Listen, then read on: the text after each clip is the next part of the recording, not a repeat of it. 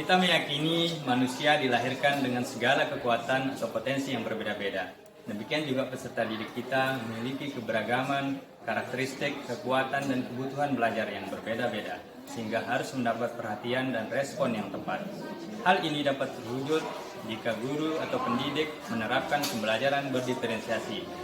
Saya sangat meyakini bahwa dengan pembelajaran berdiferensiasi memungkinkan guru menggali dan memaksimalkan potensi peserta didik. Pembelajaran yang disajikan akan memberikan banyak ruang untuk berbuat, berkreasi, sehingga terjadi proses pembelajaran yang menarik dan menyenangkan.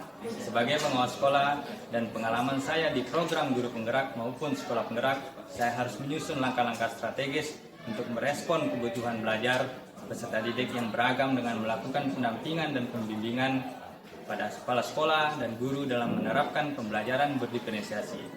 Lalu, bagaimanakah praktek-praktek baik pendampingan dan pembimbingan yang saya lakukan bersama saya, Surya Jaya STMPD, pengawas SMK, Cabang Dinas Dikbud Kabupaten Sumbawa Barat, Provinsi Nusa Tenggara Barat. Mari kita saksikan video berikut ini. Untuk menggerakkan ekosistem pendidikan dan memastikan pembelajaran berdiferensiasi terjadi di sekolah, beberapa langkah strategis dan praktek-praktek baik dalam pendampingan dan pembimbingan yang saya lakukan. Yang pertama, sosialisasi dan pendampingan calon guru penggerak dalam upaya membentuk komunitas belajar sebagai wadah berbagi praktek baik, termasuk bagaimana penerapan pembelajaran berdiferensiasi di sekolah.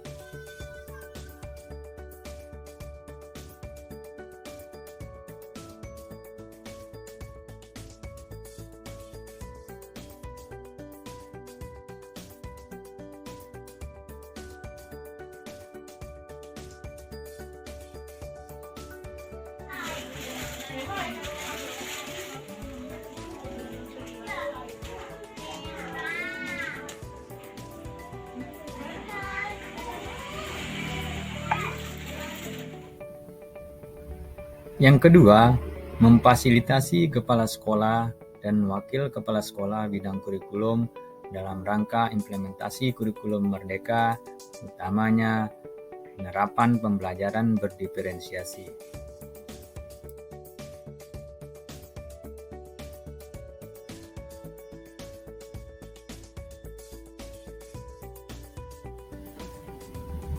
Yang ketiga, memfasilitasi dan melakukan mentoring kepada 109 guru dan kepala sekolah yang tergabung dalam musyawarah kerja kepala sekolah bidang SMK dalam bentuk workshop dalam penyusunan perangkat kurikulum Merdeka, TP, ATP, modul ajar, P5, termasuk pembelajaran berdiferensiasi, bagaimana menyusun asesmen awal atau asesmen diagnostik, serta RPP berdiferensiasi.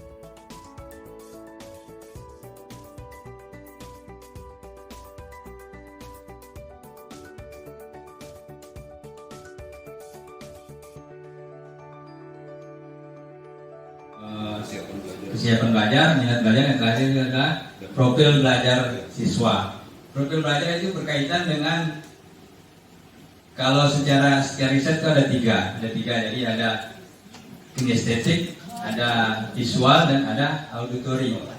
Nah, jadi ada siswa-siswa kita yang senang dengan secara visual, ada yang juga senang dengan gerakan. Misalnya kita di dalam kelas mengajar.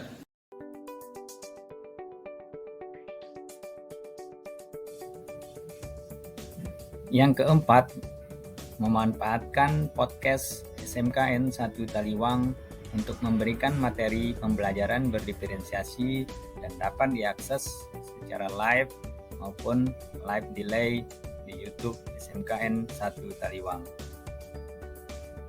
Dan apa sih pelajaran berdiferensiasi itu? Apakah dulu kita laksanain pembelajaran ini? Nah, untuk lebih jelasnya, untuk lebih detailnya, kita akan bertanya langsung.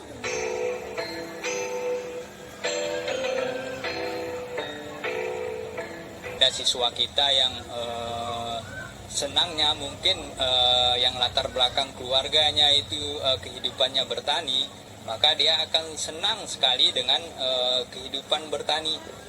sehingga dia kecenderungannya akan menjelaskan bagaimana cara bertani yang baik. Begitu juga ada siswa kita di sini yang mungkin latar belakangnya itu di bengkel gitu, misalnya di SMK, maka dia akan cenderung menceritakan kesenangannya tentang di bengkel, tetapi tujuannya sama, tujuannya itu menyusun teks prosedural. Jadi keterlambatan misalnya di tengah-tengah kita adakan diagnostik, tes diagnostik gitu. Ya, jadi asesmen diagnostik itu sejatinya ya seharusnya kita lakukan memang sebelum pembelajaran kita mulai. Yang saya ajarkan ini masih kategori tinggi, sedang maupun rendah. Nah, dengan hasil itu kan nanti akan bisa kita rancang atau mendesain. Yang kelima, pemantauan implementasi kurikulum merdeka dan penerapan pembelajaran berdiferensiasi dengan pembagian zona agar penerapan pembelajaran berdiferensiasi dan PKM telah terlaksana dengan baik di sekolah.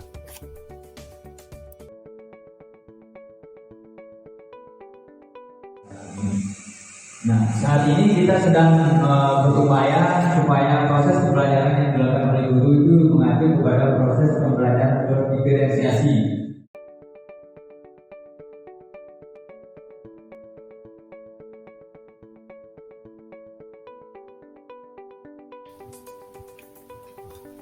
Yang keenam, supervisi akademik berbasis kolaborasi atau serasi.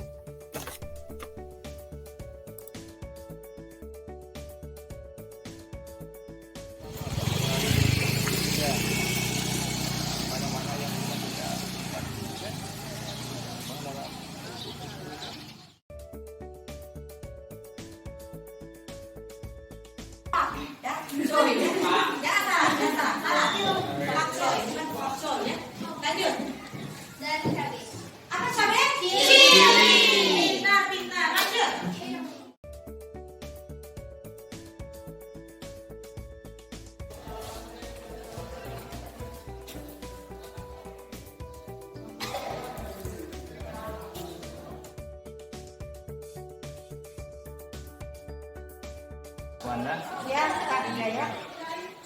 Jadi ngajarnya sudah bagus, ini juga ada beberapa model masukan yang berdasarkan tindakan bukti ya. Misalnya contoh karena Dari situ guru-guru ini sampai yang dengan persiapan ada apa? hal-hal baik yang sudah dilakukan.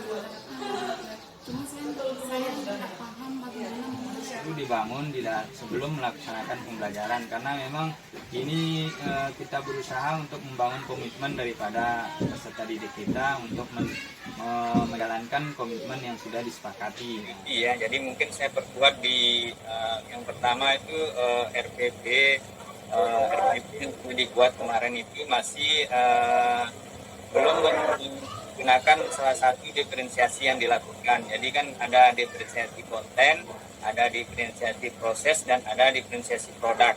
Ini salah satu mungkin bisa digunakan atau dua atau bahkan tiga, tetapi mungkin salah satu dari diferensiasi itu harus dijelaskan.